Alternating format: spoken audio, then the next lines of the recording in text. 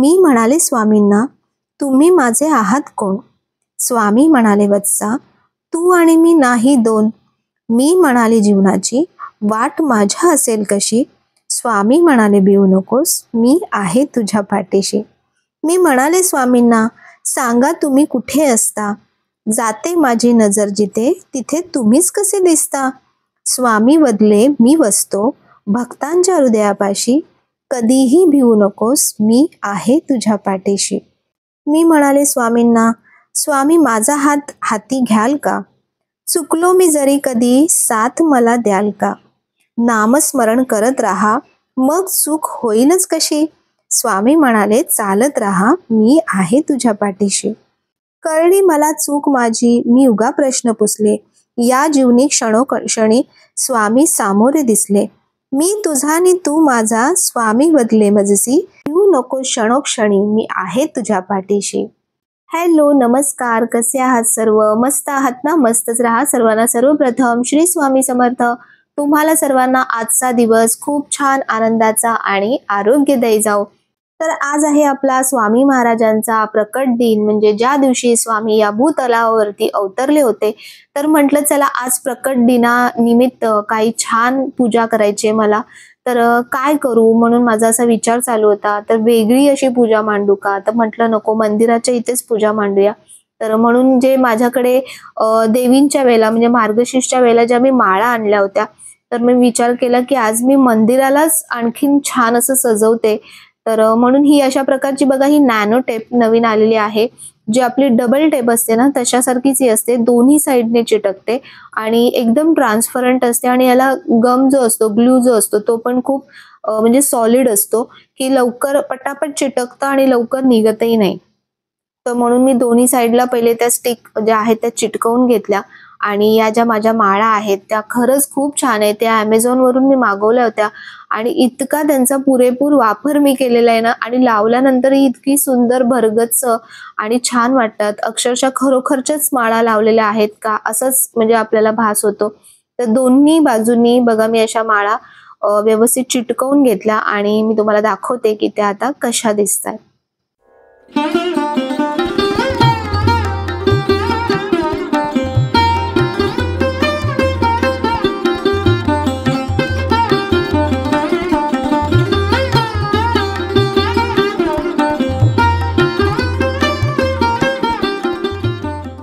तर आज महाराजांच्या अभिषेकासाठी मी घेतलेला आहे दूध. दुधामध्ये घातलेला आहे केशर. तर केशरयुक्त दुधाने अभिषेक करणार आहे. आणि दुसरी गोष्ट घेतली आहे ती म्हणजे की चंदन, केशरयुक्त चंदन आहे हे. तर हे पाण्यामध्ये मिक्स केलंय. आणि त्यानंतर परत माझी ही पूजेची म्हणजे काही माझं मन काही शांत होत नाही जोपर्यंत मला असं पूर्ण समाधानी वाटत नाही की हा आता व्यवस्थित झालंय, तोपर्यंत मी शांत बसत नाही. तर आता मागे तर ते मागच्या साईडला म्हणजे तर ते खोटे गजरे आपण लावले, पण खोट्या गजऱ्यांनी काही शोभा येत नाही. तर त्याच्यामुळे हे जे गजरे आहेत हे मला लावायचे होते व्यवस्थित. तर आज विचार केलेला की थोडंसं वेगळ्या पद्धतीने हे गजरे लावू. या सगळ्या गोष्टी करत असताना ना कशा या गोष्टी त्या क्षणी म्हणजे मी तरी करत असते. खूप आधीपासून मी हा विचार केलेला नसतो की मी आज असं करेन, मी आज अशी पूजा मांडेन. जशी देवाला हवी असते तर ते आपल्याकडून करून घेत असतात. पण हे करता करता बऱ्याचदा आपण जे विचार करतो तर ते कधी कधी होतही नाही. जसं आपल्या आयुष्यात पण की ज्या गोष्टी आपण कधी कधी खूप विचार करतो त्या होत नाहीत, आणि ज्या कधीही विचार करत नाही अशा गोष्टी आपल्या आयुष्यात घडत असतात. तर तशाच काहीशा गोष्टी आहेत.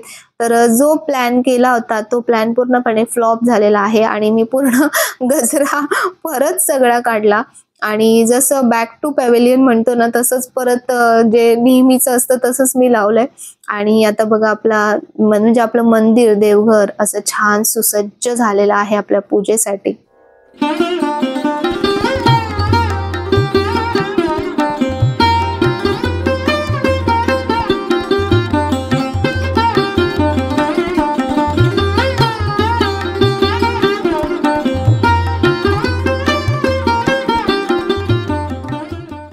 कुठल्याही देवतांची जेव्हा आपण पूजा करत असतो तर पूजेची सुरुवात ही होते अभिषेकाने. तर अभिषेकाची सुरुवात करताना कधीही पाण्यापासून सुरुवात करायची. आणि त्यानंतर आपल्याला जेही अभिषेकासाठी तुम्ही घेतलेला असेल तर ते त्याचा अभिषेक नंतर करायचा. आणि एक गोष्ट अभिषेक केल्यानंतर पुन्हा पाणी घालायचं आणि त्यानंतर पुन्हा परत दुसऱ्या गोष्टीचा अभिषेक करायचा. तर आता मी जे केशरयुक्त दूध बनवलं होतं तर त्याचा मी अभिषेक करते आणि त्यानंतर जे केशरयुक्त मी चंदनाचं पाणी बनवलंय त्याचा मी स्वामी महाराजांना अभिषेक करणार आहे. तर स्वामी महाराजांना अभिषेक करताना तुम्ही श्री सुक्तम सुद्धा घेऊ शकता, तुम्ही पुरुष सुक्तमचं सुद्धा पठण करू शकता. हे दोन्ही आपल्या नित्यसेवा मंत्र स्तोत्राच्या पुस्तकामध्ये आहे किंवा तुम्ही यूट्यूबवर सुद्धा लावू शकता. आणि अगदीच दोन्हीही जमत नसेल तर तुम्ही श्री स्वामी समर्थ हा जो आपला महामंत्र आहे ना तर त्याचा जाप करत करत तुम्ही स्वामी महाराजांना छान असा अभिषेक करायचा आहे. तर बघा दोन्ही बाजूला मी छान पंचारती लावलेल्या आहेत आणि अगरबत्तीचा असा सुगंध दरवळत आहे, फुलांचा पण असा सुगंध दरवळत आहे आणि स्वामी महाराजांना असं सुंदर असं स्नान आणि अभिषेक होत आहे.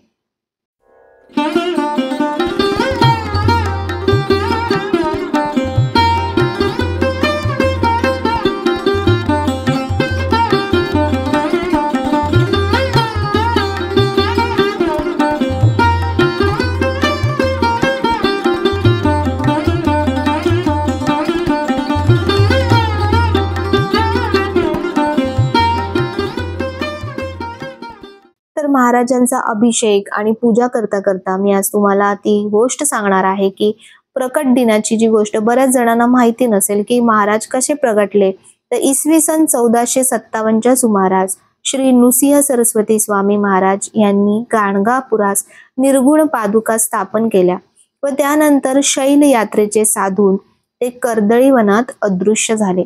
या कर्दळी वनात सुमारे 300 वर्ष महाराजांनी कठोर तपश्चर्या केली. या काळात मुंग्यांनी त्यांच्यावर वारूळ निर्माण केले. एके दिवशी उद्धव नावाचा लाकूड तोड्या त्याच कर्दळी वनात लाकडं तोडीत असताना त्याच्या हातून कुऱ्हाड सटली व ती वारुळावर पडली. ही स्वामी महाराजांचीच लीला की त्या उद्धवाचे निमित्त साधून त्यांना पुन्हा भक्तांच्या कल्याणासाठी प्रकट व्हायचे होते. कुऱ्हाड वारुळावर पडताच त्यातून रक्ताची धार उडाली व क्षणातच दिव्य प्रकाश पडून उद्धवासमोर एक अजानुबाहू तेजस्वी मूर्ती प्रकट झाली. तेच अक्कलकोटचे श्री स्वामी समर्थ महाराज. आपल्या हातून या महापुरुषाला जखम झाली या विचाराने उद्धवाला दुःख झाले व भय वाटू लागले. पण भक्तांसाठी माताच असलेल्या महाराजांनी उद्धवाला अभय व आशीर्वाद देऊन गंगा तीरावर प्रयाण केले. गंगा तीरावर भ्रमण करता करता ते कोलकातास गेले व तेथे त्यांनी महाकाली मातेचे दर्शन घेतले. नंतर काशी प्रयाग असे भ्रमण करीत ते उत्तरेकडून दक्षिणेस आले. श्री क्षेत्र त्र्यंबकेश्वर येथे त्यांनी शेगावचे श्री गजानन महाराज व शिर्डीचे श्री साई महाराज यांना दीक्षा दिली. त्यानंतर स्वामी पंढरपूर मोहळ असे भ्रमण करीत सोलापुरास आले. त्यानंतर मंगळवेढे नामक गावात स्वामींनी काही वेळ वास्तव्य केले व तिथल्या भक्तांना विविध स्तरावर मार्गदर्शन केले. भेटेल त्याला आपल्या लीलेने आगळ्या वेगळ्या पद्धतीने दुःखमुक्त करून कार्यरत केले. आणि अशा प्रकारे इसवी सन 1856 मध्ये स्वामी महाराजांनी अक्कलकोट येथे प्रवेश केला. तर पूजा अशी झाली माझी संपूर्ण, पण माझं वाचन बाकी. आणि जसं मी तुम्हाला मेसेज केला की 11 वाजता मी आरती घेणार आहे लाईव्ह, तर एक खूप वेगळीच गोष्ट घडली आज जी मी तुम्हाला दाखवणार आहे आता. तर तुम्ही बघितलं असेल की इथे मी आता इथे दिव्यांची आरास करून ठेवली. म्हटलं की लाईव्हच्या आधी जेव्हा आरतीच्या आधी मी दिवे छान सगळे प्रज्वलित करेन. आणि समया इथे तुम्ही बघितल्या असतील, आपण आता अभिषेक केला वगैरे सर्व, तर तेव्हा समया इथे मी लावल्या होत्या आणि 5-5 वाती लावल्या होत्या समयांच्या. आणि जागा तुम्ही बघा की इथे जागा खूप कमी आहे. आणि त्या समयांचं काय झालं अचानक ते मी तुम्हाला दाखवते. तर बघा अशा समया आपल्या पूर्ण पेटल्या होत्या, पूर्ण म्हणजे अगदी वरपर्यंत समई पूर्ण अशी इथपर्यंत पेटली होती. आणि तुम्ही इथे बघत असाल की इथे जागा किती कमी आहे. तर इथे पूर्ण अशा समया पूर्ण पेटल्या होत्या. काय झालं, मी एक मिनटं म्हणजे 2-3 मिनटं म्हणा की मी पाणी आलं, आज पाणी उशिरा आलं, तर मग पूजा करता करता म्हटलं मी पहिले पाणी भरून घेते आणि त्याच्यानंतर मग बाकीचं सगळं आवरते, कारण आरती पण घ्यायची आहे. तर म्हणून मी तिथे गेली आणि तेवढ्याच समया पूर्ण इथपर्यंत समया पेटल्या होत्या पूर्ण. पण महाराजांची कृपाच म्हणावं लागेल. मला वाटतं की कुठेही कशालाही इकडचं तिकडे काहीही टच झालेलं नाही आहे अजिबात. म्हणजे बघा इथे हे प्लास्टिकचं आहे साईडला, इथे संपूर्ण काय ना काय ठेवलेलं आहे. तुम्हाला समयांकडे बघून समजलंच असेल की केवढ्या समया जळाल्या, पूर्ण वरपर्यंत समया जळाल्या होत्या आणि पूर्ण आगीचा डोंब झाला होता. मला असं त्यावेळेला सुचलंच नाही की मी काय कॅमेरा घेऊ आणि ते दाखवू. मी ते कशा त्या समया विझवू हाच माझा प्रयत्न चालू होता. मग तिथून उचलल्या, खाली ठेवल्या आणि त्या विझवल्या, शांत केल्या. तर महाराज आहेत त्याच्यामुळे मला त्याची काळजी नाही आहे की काही हो, पण पूजा करताना अशा गोष्टींची काळजी घेणं खूप महत्त्वाचं आहे. कारण त्या छोट्या समया आहेत, कदाचित त्याच्यामध्ये 5 वाती, पण माहीत नाही, मी आधीसुद्धा 5 वाती कधी कधी लावल्या होत्या, असं कधी होत नाही. हे पहिल्यांदा असं झालं की या वाती अशा पूर्ण जळल्या. कदाचित हे तेल मी दुसरं आणलं आणि हे तेल कदाचित बरोबर नसेल, त्याच्यामुळे अशा वाती म्हणजे झाल्या असतील. पण ठीक आहे, म्हणजे चुकीच्या गोष्टी घडू शकतात त्याच्यातून, पण एक विश्वास आहे. आणि आज महाराजांचा प्रकट दिन आहे. महाराज काहीच कुठलीच गोष्ट अशी वाईट साईट होऊ देणार नाहीत, एवढी माझी महाराजांवर श्रद्धा आहे, भक्ती आहे आणि विश्वास आहे. आणि तो विश्वास त्यांनी आज सार्थ केलाय पूर्ण. म्हणजे मला काय, आपण काय खूप मोठे नाही, आपण महाराजांपेक्षा मोठे नाही की आपण त्यांची परीक्षा घेऊ, पण त्यांनी स्वतःहून स्वतःची परीक्षा दिली आहे. आणि खरंच म्हणजे मला एवढं हे वाटलं ना की एवढी मोठी गोष्ट होऊ शकत होती, पण अजिबात कुठेही एवढीशीही गोष्ट टच झालेली नाही आहे. तर खूप खूप खूप मला म्हणजे असं आतून एकदम गदगदून आलं त्यावेळेला की महाराज तुम्ही आहात, तुम्ही होतात आणि म्हणून कुठलीच चुकीची गोष्ट घडणार नाही. तर तसंच आपल्या आयुष्यात सुद्धा आहे. तर चला पुन्हा नव्याने छान मी समया पूर्ण व्यवस्थित साफ करते, इथे ठेवते आणि त्यानंतर आता आरतीला सुरुवात करणार आहोत.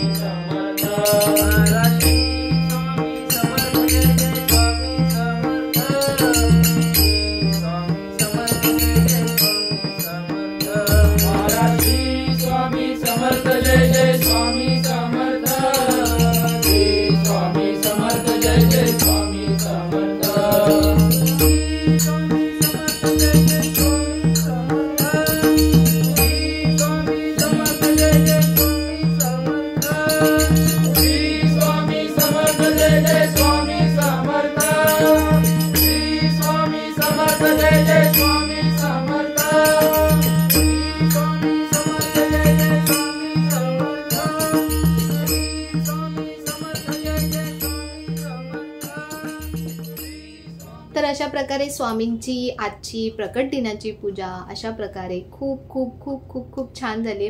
माझी स्वतःचीच नजर तिथून हटत नाही, सारखी मी येऊन जाऊन सारखं तिथे बघत असते स्वामींना. तर स्वामींना कोणाची नजर नको लागो असंच मला वाटतं.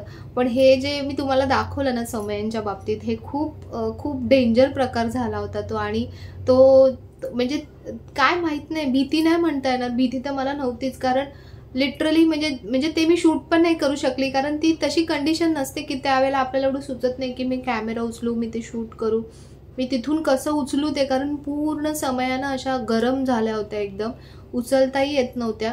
तर मग मी त्यांना खालून अलगद, कारण मध्ये स्वामी बसलेत आणि दोन्ही साईडने अशा पूर्ण भडाभडा समया पूर्ण अशा जळत होत्या. तर मला भीती वाटत होती की साईडला कुठे काय लागलं वगैरे तर म्हणून मी पटकन त्या उचलल्या तिथून आणि इथे अशा खाली आणून ठेवल्या. पण ती त्यांचीच कृपा आहे आणि ती त्यांची शक्ती आहे की एवढ्या त्या समया अशा पूर्ण पेटत होत्या, तरी पण कुठेही त्यांनी एकाही गोष्टीला कुठेही काही जरासही असं टच करू दिलं नाही. तर ती त्यांचीच कृपा आहे मी म्हणेन. तर काय माहिती स्वामींना आज कसला राग आला होता, राग आला असेल किंवा आणखीन काही गोष्टी असू शकतात, आपल्याला त्या कळत नसतील. तर असं होतात बऱ्याचशा गोष्टी, आणि प्रत्येक गोष्टीचे काही ना काही अर्थ काढलेच पाहिजेत असं जरुरी नाही आहे. त्याच्यामुळे मला तरी त्यांची ती एक म्हणतात ना, जसं तुम्ही कोणीतरी लाईव्हमध्ये विचारलं की ताई तुम्हाला स्वामींची काय प्रचिती आलेली आहे, तर मी तर म्हणेन की प्रचितीची गरज नाही आहे. ते प्रत्येक क्षणाक्षणाला मला असं काही ना काही म्हणजे देतात ना दृष्टांत, की त्यातून समजतंच की बाबा की स्वामी आहेतच आपल्यासोबत, प्रत्येक पावलावर ते आहेतच.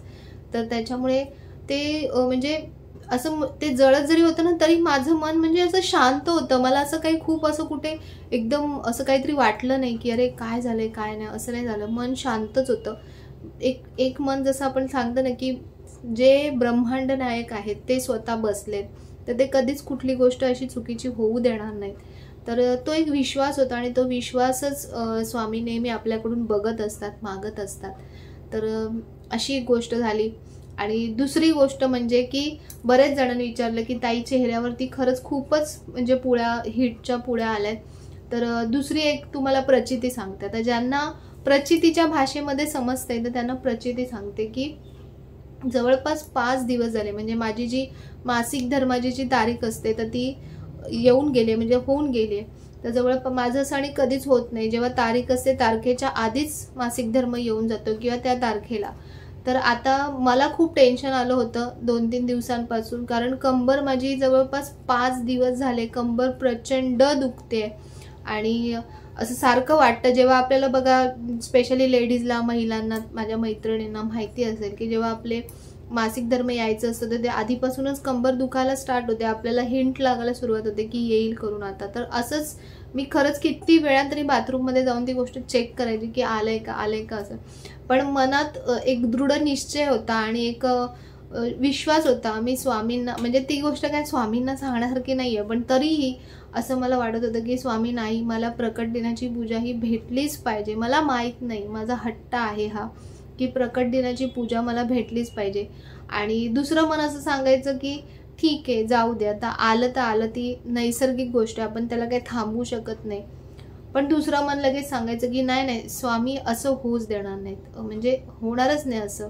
आणि खरंच आहे बघा की म्हणजे एवढं जर तुम्ही मनापासून त्यांना प्रेम केलं, हट्टाने तुम्ही त्यांच्याकडे काही गोष्ट मागितली तर नक्कीच मिळते बघा. नाहीच, शेवटी मी काहीही ना, मी गोळी घेतली ना मी डॉक्टरचे औषधं घेतले, मी काहीही घेतलं नाही. मी म्हटलं यायचं तर येईल, म्हणजे भेटलं तर भेटेल, नाही तर नाही भेटेल असा विचार मी केला होता. पण त्यांनी ते शेवटी करून घेतलं, पूजा त्यांच्याकडून करून घेतली. तर हीच एक, म्हणजे ह्या ज्या छोट्या छोट्या गोष्टी असतात ना, ते हीच प्रचिती मला असं वाटतं. दुसरं काय, ह्याच्यापेक्षा मोठ्या आणखीन काय गोष्टी, म्हणजे ते तुमच्यासोबत आहेत. आता एवढी ती गोष्ट म्हणजे असं वाटतं की कोणीतरी ते धरून ठेवलंय ती गोष्ट, असं मला वाटतं आतमधून. आणि ती सगळी जी उष्णता आहे ना, ती पूर्ण अशी बघा बाहेर फेकते पूर्ण स्किनवरती. तर मला तर खूप आनंद झाला की बाबा नाही आलं, मला छान प्रकट दिनाची पूजा अशी मस्त भेटली. कालची पाडव्याची पूजा भेटली. तर मी तर तेही म्हटलेलं पाडवा नसता भेटला तरी चालेल, पण मला प्रकट दिनाची पूजा हवी होती. तर पण त्यांनी ती इच्छा पूर्ण केली. आणि असंच नेहमी मला असं वाटतं की छोट्या छोट्या गोष्टींमधून ते आपल्याला दाखवत असतात की भिवू नकोस, मी तुझ्या पाठीशी आहे. आणि अशक्य ही शक्य करतील स्वामी, ह्या ज्या 2 ओळी आहेत ना, ह्या खरंच आपल्या आयुष्याला पूर्ण तरून जातात. खूप म्हणजे प्रत्येक जेव्हा पण आपल्याला काही संकट येतं किंवा जेव्हा पण आपण काही घाबरतो किंवा काहीही जेव्हा नैराश्य येतं, तेव्हा आपण फक्त ह्या 1-2 या ओळी ऐकल्या ना, तर खरंच मनाला कुठेतरी अशी छान उभारी येते. आणि नेहमी असंच छान स्वामींची स्वामी सेवा करत राहा. तुम्ही पण स्वामी सेवा करत राहा. स्वामींनी काही आपल्याला देव किंवा नाही देव ही अपेक्षा नसली पाहिजे आपली.